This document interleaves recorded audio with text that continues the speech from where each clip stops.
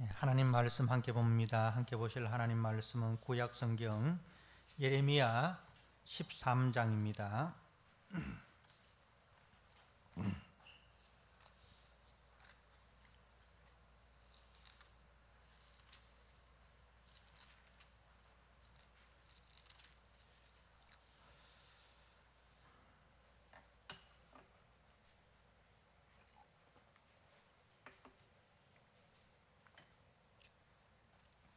예레미야 13장 1절에서 17절까지 말씀을 한 절씩 교독합니다. 제가 한 절 읽고 여러분이 한 절 읽도록 하겠습니다. 여호와께서 이와 같이 내게 이르시되 너는 가서 뱃띠를 사서 네 허리에 띠고 물에 적시지 말라 하시기로.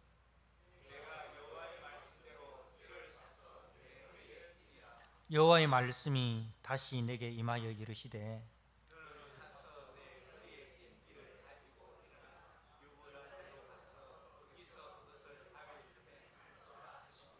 내가 여호와께서 내게 명령하신 대로 가서 그것을 유브라데 물가에 감추니라.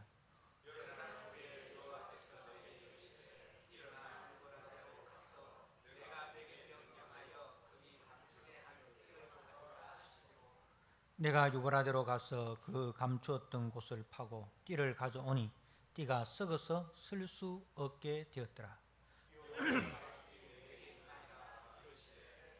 여호와께서 이와 같이 말씀하시니라. 내가 유다의 교만과 예루살렘의 큰 교만을 이같이 썩게 하리라.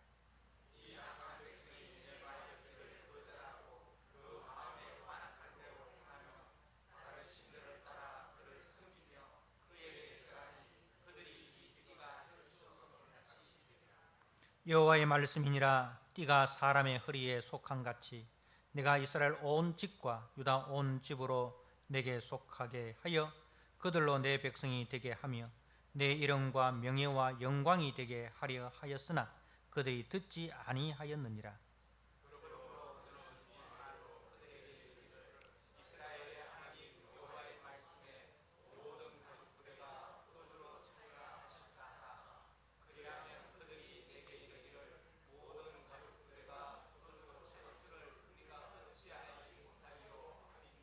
너는 다시 그들에게 이르기를 여호와의 말씀에 보라.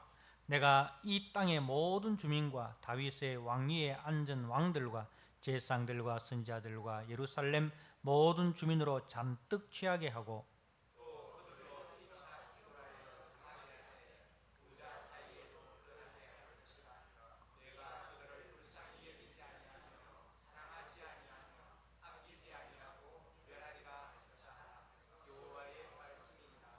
너희는 들을지어다 귀를 기울일지어다 교만하지 말지어다 여호와께서 말씀하셨음이라.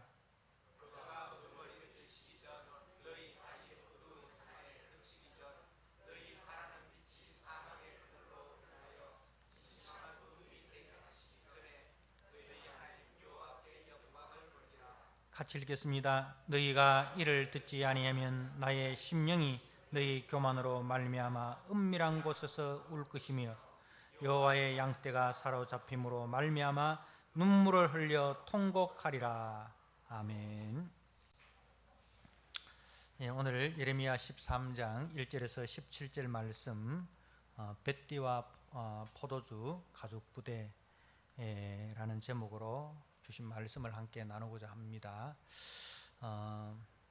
하나님께서 부패하고 타락한 자기 백성들을 이제 이 두 가지 비유를 통해서 이제 보여주시고 이후에 이들이 처하게 될 비참한 운명을 말씀을 하고 계십니다.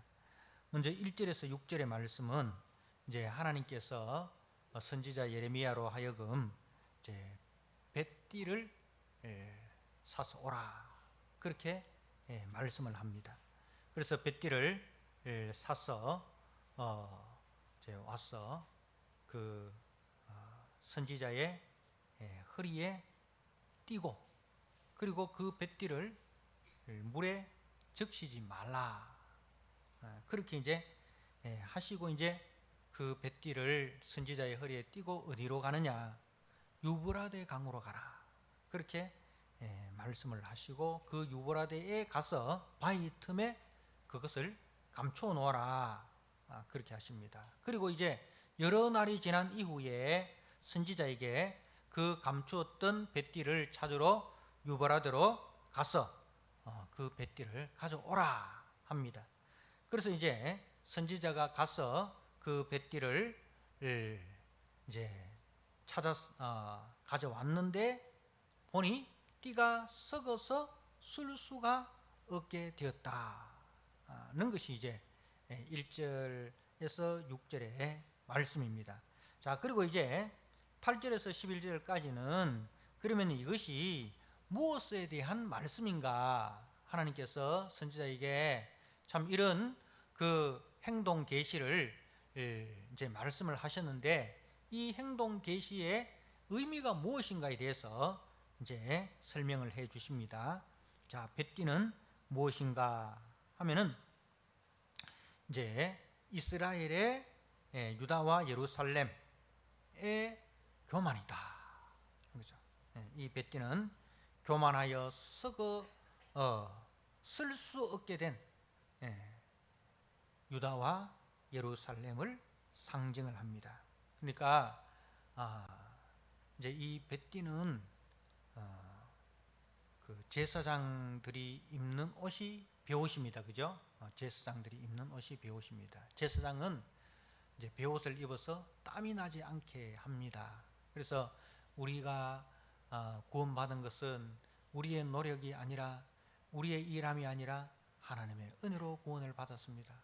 우리가 이렇게 하나님의 백성이 되고 하나님의 자녀가 되고 하나님의 은혜를 받게 된 것은 우리의 노력과 우리의 헌신의 결과가 아니라 하나님의 은혜로 된 것입니다 는 것을 보여주는 그런 의미에서 베옷을 입어라 그렇게 했어요. 자, 그리고 이제 이 띠를 허리에 띠라고 했어요. 허리. 이 허리라는 것은 허리에 띠라는 것은 하나님과 밀착되어 있다는 거죠. 하나님과 탁 붙어 있는 허리띠를 여러분 어떻게 맵니까? 다 풀어놓고 다니는 사람 없지 않습니까? 허리띠를 탁 이렇게 허리에 딱 이렇게 밀착되도록 하지 않습니까? 그것은 우리가 하나님과 이렇게 밀착된 관계다. 우리는 하나님과 가장 가까이 하나님께 붙어 있는 존재다는 그런 의미예요. 자, 그리고 이제 이 허리띠는 또 무엇을 상징하느냐 하면은 이 우리가 이제 옛날에 그 복싱 이런 거 하면 참편이 이 벨트를 어디에 찹니까? 참편 벨트를 이 허리에 이렇게 딱 찹니다. 그죠? 참편 벨트를 허리에 딱 찹니다. 그리고 또 뭐 이렇게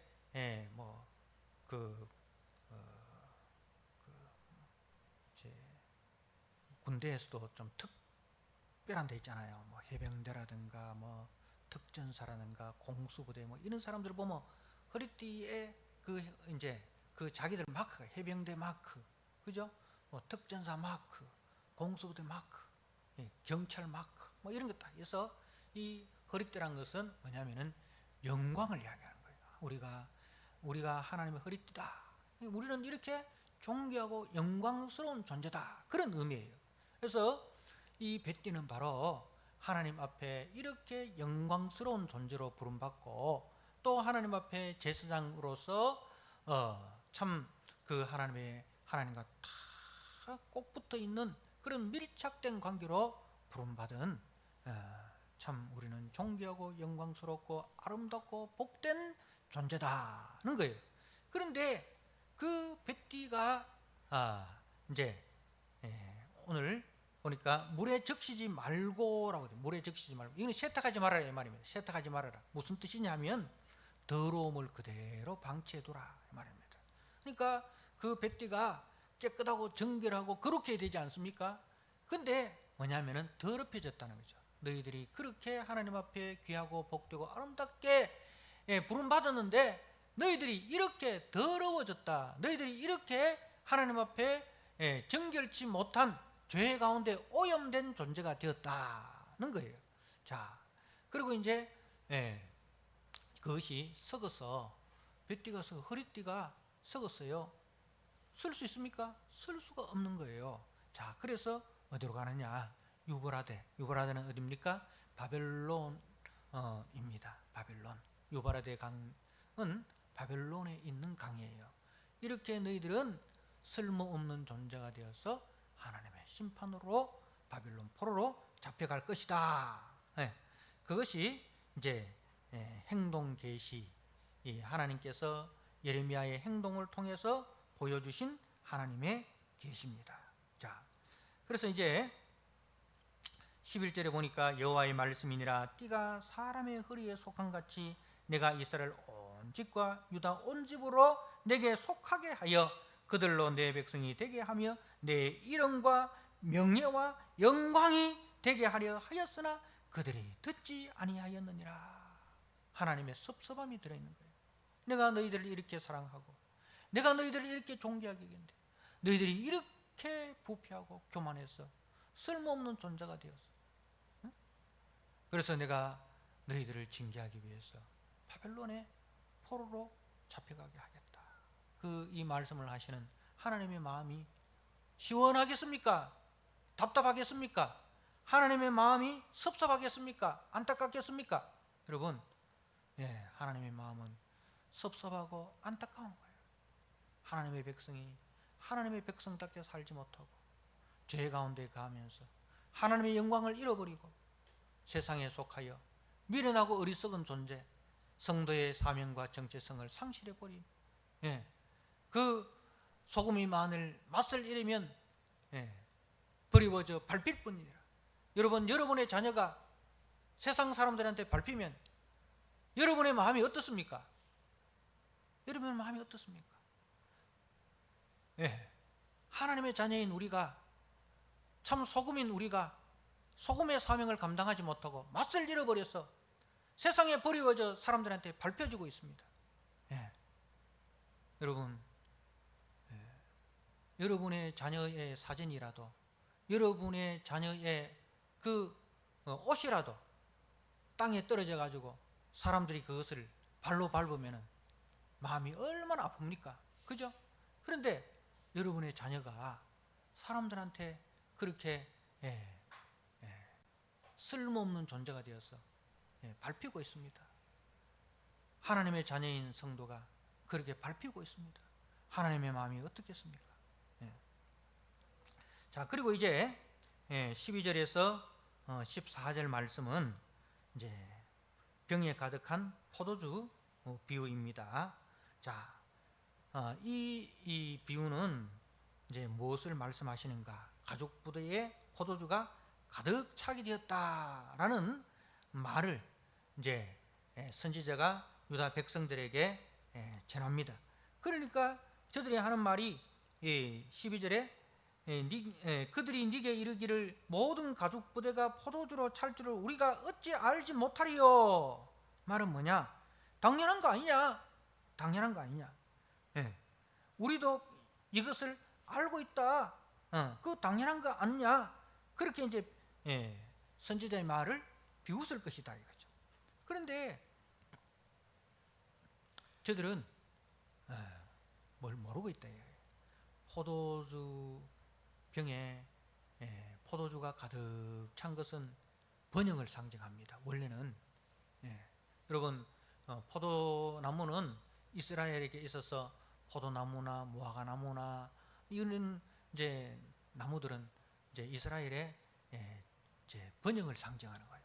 그래서 우리가 이제 하박국 말씀에 포도나무에 열매가 없고 감람나무에 소출이 없고 무화과 잎이 마르고, 그죠? 무화과, 감람나무 그리고 이 포도주는 이스라엘에게 있어서 굉장히 중요한 나무들이에요. 과실을 맺어가지고 이제 저들의 참 먹거리가 되는 굉장히 중요한 나무들인데, 그러니까 포도가 잘 돼가지고 그 포도주를 이제 포도주 그 가죽 부대에 가득 담았다는 것은 원래 풍년이 들었고 우리는 이렇게 하나님의 축복으로 번영을 누리고 있다라는 그 상징인데 그거 당연한 거 아니냐? 근데 이게 번영의 상징이 아니라 진노의 포도주라는 거예요. 선지자가 말하는 것은 번영의 포도주가 아니라 진노의 포도주다. 우리가 요한계시록 19장 15절에 하나님의 진노의 포도주가 나옵니다. 자, 그래서 저들은 선지자의 그 메시지, 하나님의 메시지를 들었음에도 불구하고 회개하기는커녕 오히려 죄 가운데 살면서 우리에게는 예루살렘 성전이 있고 우리에게는 하나님께 드려지는 제사가 있고 우리는 할례를 받았고 이런 형식적인 것을 가지고 자기들이 자기들에게 하나님의 번영과 축복이 임하리라 기대하고 있었습니다. 그런데 하나님은 저들이 기대하는 번영과 축복이 아니라 진노의 포도주를 마시게 되리라, 그렇게 말씀을 합니다. 자, 그래서 그 심판의 대상이 이제 13절에 너는 다시 그들에게 이르기를 여호와의 말씀에 보라, 내가 이 땅의 모든 주민과 다윗 왕 위에 앉은 다윗의 왕 위에 앉은 왕들과 제사장들과 선지자들과 예루살렘 모든 주민으로 잔뜩 취하게 하고. 그러니까 이제 이 진노의 포도주를 받게 될 대상이 누구냐? 백성들로부터 시작해서 왕과 제사장과 선지자 모든 사람들에게 다 이 진노의 포도주의 심판이 임하게 될 것이다. 그런 것을 이제 말씀을 합니다. 자, 진노의 포도주를 마신 자들의 모습이 14절에 나옵니다. 또 그들로 피차 충돌하여 상하게 하되 부자 사이에도 그러하게 할 것이라. 이제 진노의 포도주에 취하면은 이제 어떻게 되느냐? 사람이 술에 취하면은 어떻게 됩니까? 부자 사이에도 그러하라. 아버지고 아들이고 술 취하면은 뭡니까? 아버지도 못 알아보는 게. 낮술에 취하면은 아버지도 못 알아본다, 그런 말이 있지 않습니까? 그러니까 전부 다 술에 취해가지고 자기 중심이에요. 술 취한 사람들이 가만히 앉아가 남의 이야기 듣는 거, 그런 거 봤습니까?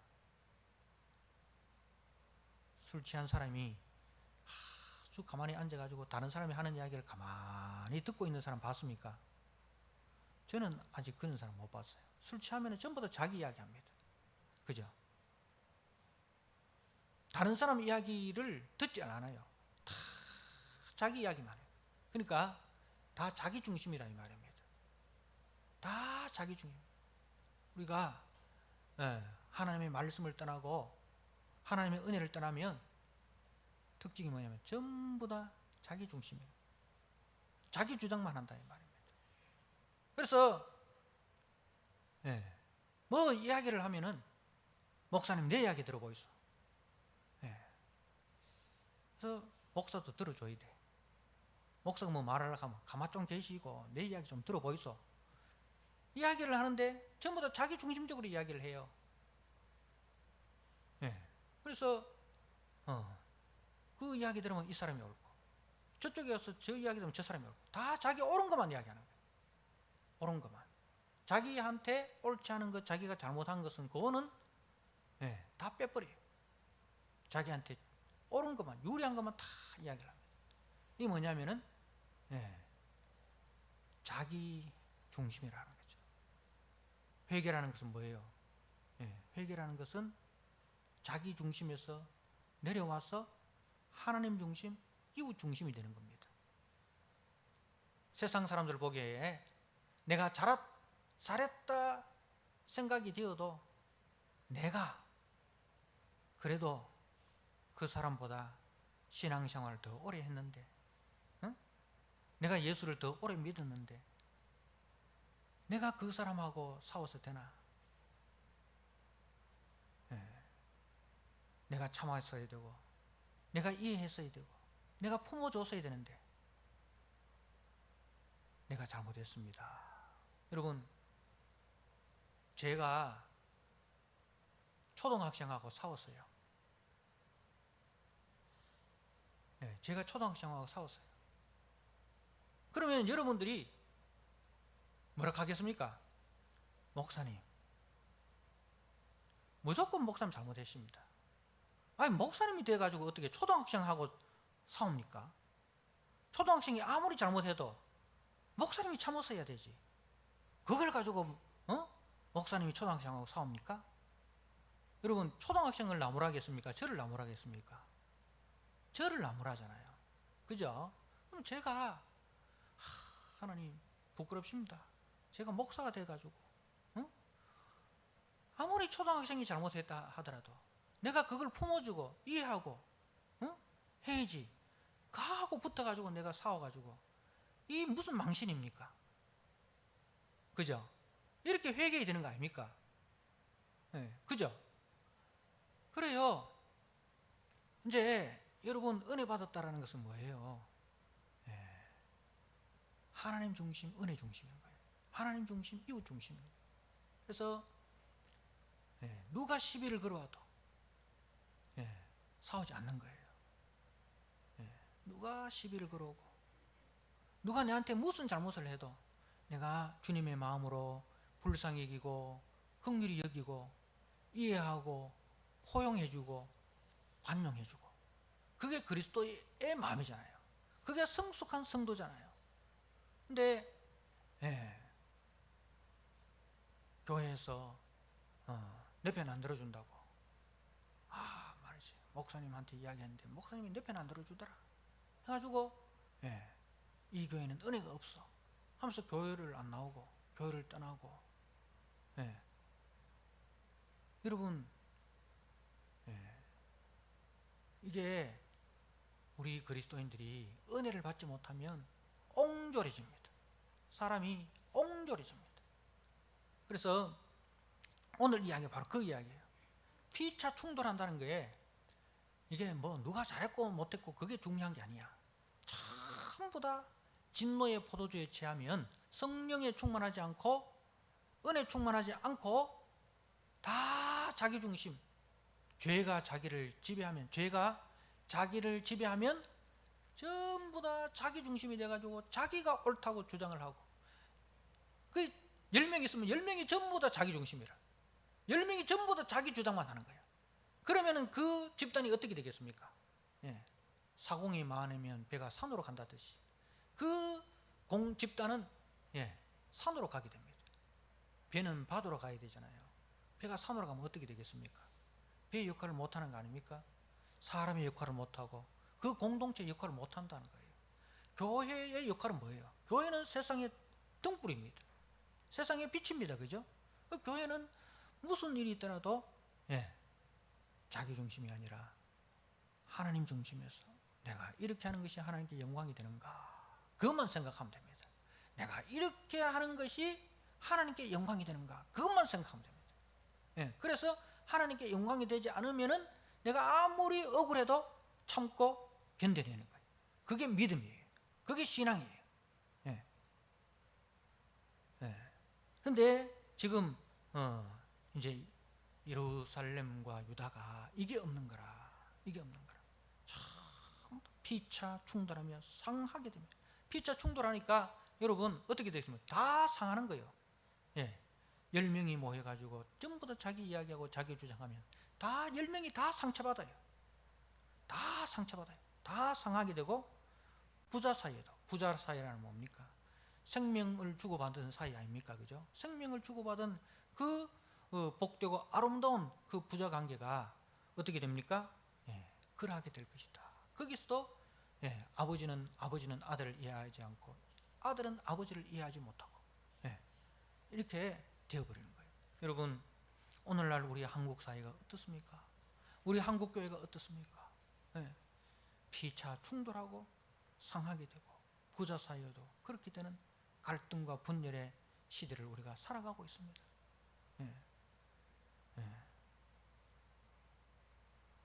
그래서 주님이 이런 시대를 보고 어떻게 한다고? 내가 그들을 불쌍히 여기지 아니하며 사랑하지 아니하며 아끼지 아니하고 멸하리라.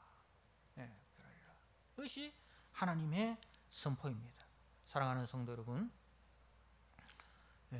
그런 자들에게는 하나님의 긍휼이 임하지 않습니다. 여러분, 긍휼히 여기는 자는 복이 있나니 저희가 긍휼히 여김을 받을 것이며, 팔복에 그죠? 긍휼히 여기는 자가 복이 있습니다. 왜?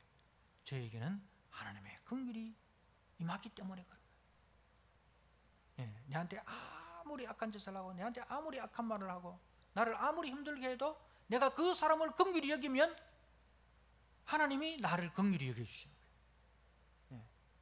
그런데 내가 그 사람을 긍휼히 여기지 않잖아요. 법으로 따지고, 그래서 밝히고,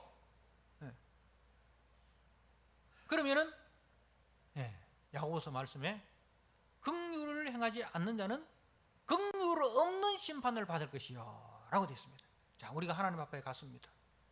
하나님 앞에 가서 우리 지은 죄가 낱낱이 다 드러납니다. 낱낱이 다 드러납니다. 거기에 대해서 우리가 할 말이 없어요. 할 말이 없어요. 그런데 그때 우리의 우편의 그늘 되시는 우리 주 예수 그리스도께서, 우편이라는 것은 뭐라고 했습니까? 우편이라는 것은 친구, 동맹자, 동맹, 우리가 미국과 동맹이라 하잖아요, 그죠? 친구, 동맹, 그리고 변호자가 이제 우편의 뜻입니다. 우편. 주님이 우리의 우편의 그늘이 되신다, 이 말은 주님이 우리의 친구가 되어 주신다, 주님이 우리의 동맹자가 되어 주신다, 주님이 우리의 변호자가 되어 주신다는 말이에요. 그러니까 우리가 주님 앞에서 설 때에 마귀가 우리를 고소합니다. 제가요 목사라 하지만은요, 내가 다 아는데요 하면서 내 죄를 낱낱이 검사가 법정에서 이제 판사 앞에 고발하듯이 다 들춰냅니다. 그때 변호자가 없으면 어떻게 되겠습니까? 할 말이 없습니다.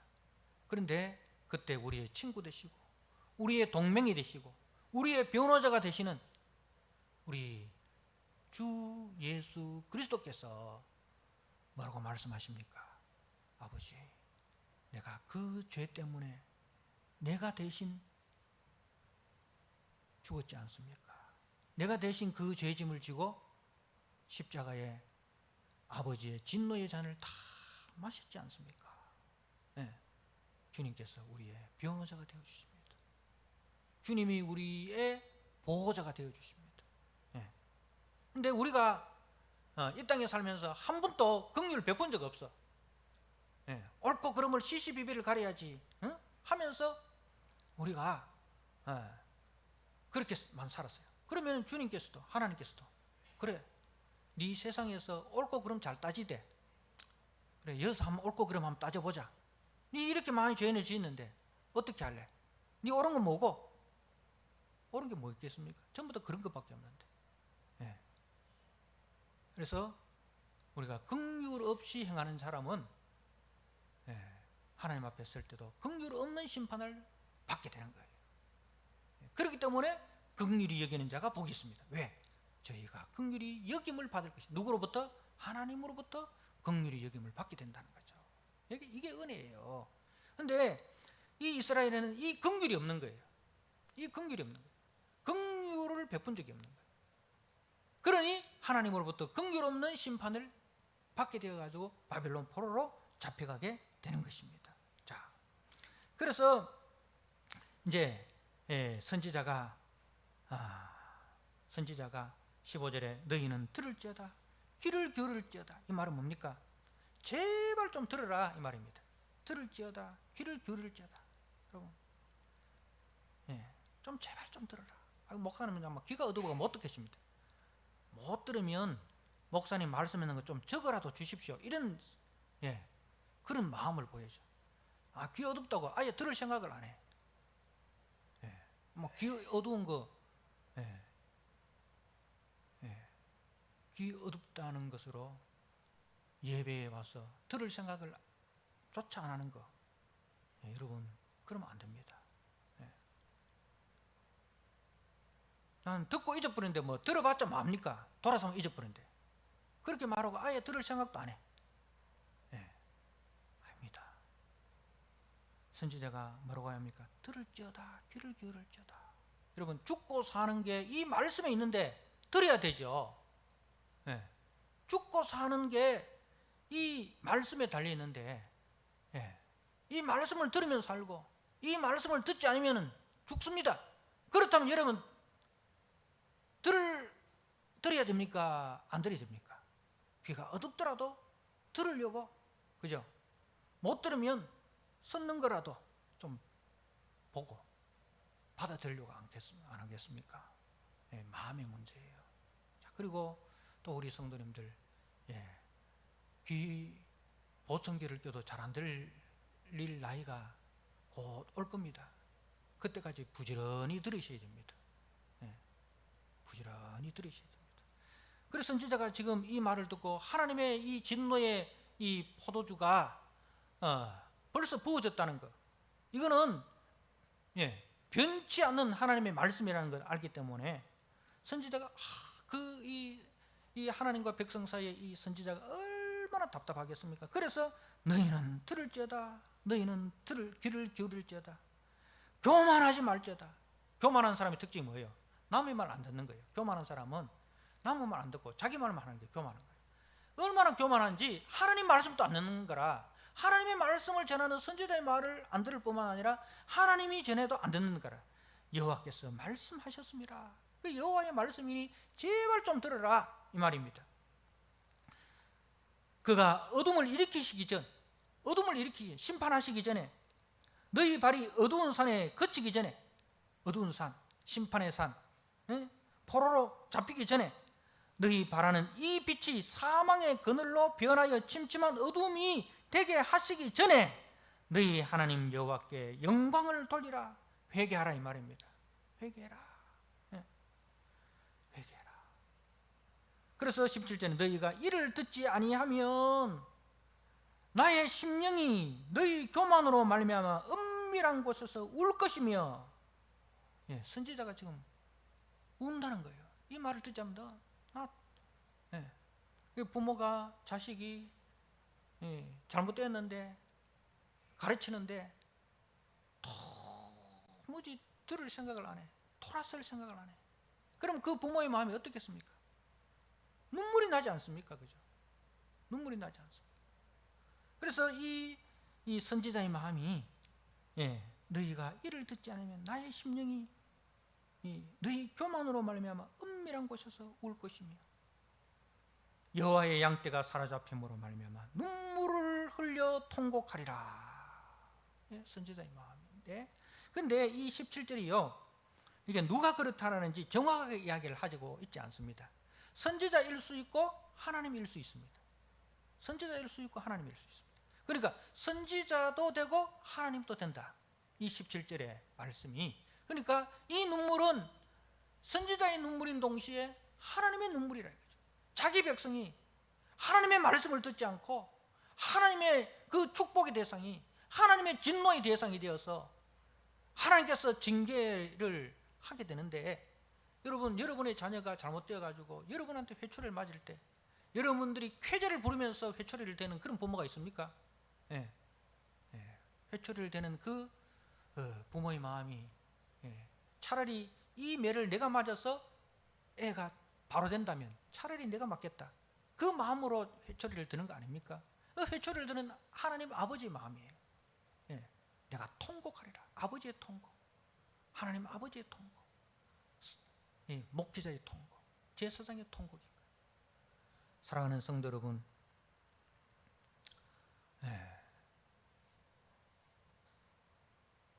선지자의 눈물을, 하나님의 눈물, 부패하고 타락한 자기 백성들이 하나님의 무서운 진노의 심판의 포도주를 마실 것을 생각하니 눈물을 흘리며 회개하며 회개를 촉구하고 있습니다.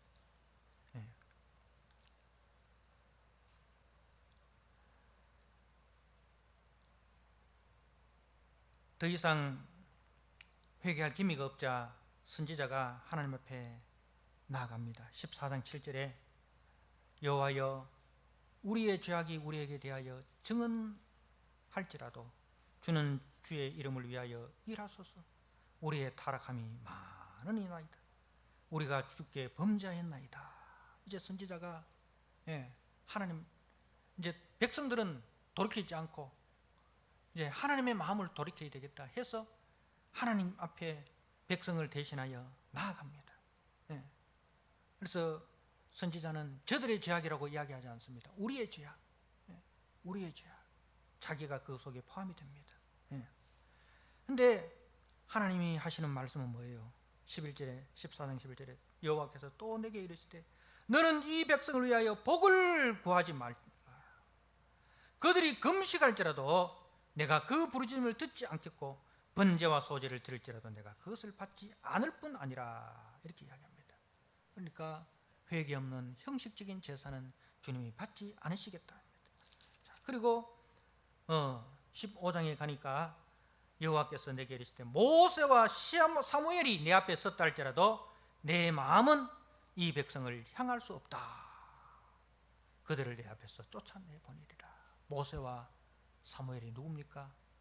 모세는 중보자였습니다. 백성들이 광야 40년 동안 범죄할 때에 백성들의 죄를 짊어지고 하나님 앞에 엎드립니다.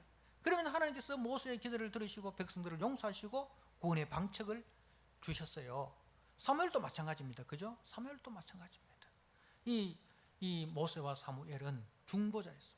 구약의 대표적인 중보자였어요. 백성들의 죄를 대신 짊어지고 하나님 앞에 나아가 엎드렸던 사람입니다. 그런데 그런 모세와 사무엘이 기도한다 해도 나 듣지 않겠다. 왜?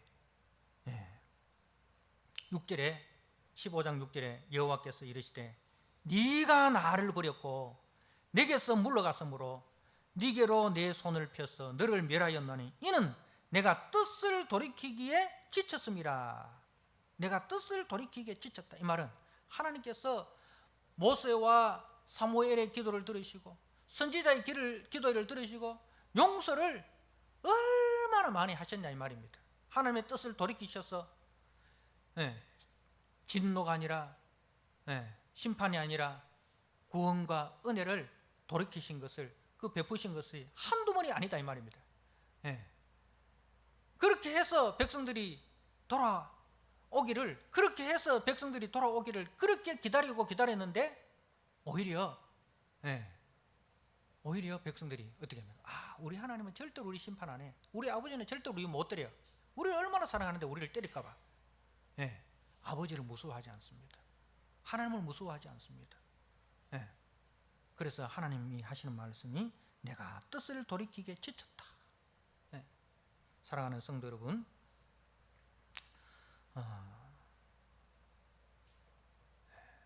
오늘 말씀을 통해서 우리 자신을 돌아보는 시간이 되시길 바랍니다. 이 뱃띠와 포도주의 말씀이 구약의 유다와 예루살렘에게만 주시는 말씀으로 받아들이지 마시고 저와 여러분에게 우리 교회와 한국교회에 주시는 말씀으로 받아들여서 선지자의 마음으로 우리가 하나님의 말씀을 증거하고 또 우리가 긍휼 없는 사람이 아니라 긍휼을 베푸는 사람으로 하나님의 진노의 심판이 임할 때에 긍휼 없는 심판을 받는 자가 아니라 긍휼히 여기는 자가 되어서 우리도 긍휼을 받는 그러한 사람으로 우리가 살아가는 저와 여러분 되시기를 주님의 이름으로 부탁드립니다. 아멘. 하나님 아버지, 오늘 우리 하나님 아버지의 마음을 봅니다. 그 하나님 아버지의 말씀을 전하는 선지자의 마음을 봅니다. 하나님의 마음이 너무너무 무겁고 선지자의 마음이 너무너무 무겁습니다. 백성들이 교만하여 하나님의 말씀을 듣지 아니하고 모두가 자기 주장만 하고 자기 고집으로 아버지 공동체 속에 긍휼은 없고 사랑은 없고 전부 다 자기 주장만 있어서 아버지 피차 자기만 옳다고 주장하는 그 혼란한 예루살렘을 봅니다. 하나님의 마음이 너무나 무겁고 그 하나님의 말씀을 선지자의 마음도 너무나 무겁습니다. 들을지어다 귀를 기울이고 들을지어다. 선지자는 그렇게 외칩니다. 그 말을 듣지 아니하면 내가 은밀한 곳에서 울고 통곡하리라 하였습니다. 하나님 아버지, 그 선지자의 눈물이 우리의 눈물이 되게 하여 주옵소서. 그 눈물이 우리 주 예수 그리스도의 눈물인 줄을 알게 하여 주옵소서. 예루살렘 성을 보시면서 예루살렘아 예루살렘아 통곡하시던 그 주님의 눈물을 우리가 보게 하여 주옵소서. 그 눈으로 우리 자신을 보고, 그 눈으로 우리 가정을 보고, 그 눈으로 우리 교회를 보고, 그 눈으로 이 나라 이 민족 이 한국 교회를 보게 하여 주옵소서. 하나님 아버지, 그리하여 나 한 사람이라도 하나님 말씀 위에 바로 서서 하나님의 마음으로 하나님의 긍휼로 이 땅의 등불로 살아가는 아버지, 우리 성도들이 되게 하여 주옵소서. 한 주간 또 세상으로 나아가서 아버지, 이 어둠 속에 등불로 살아가고자 합니다. 하나님, 바람이 심히 불어 그 등불이 꺼질까 염려됩니다.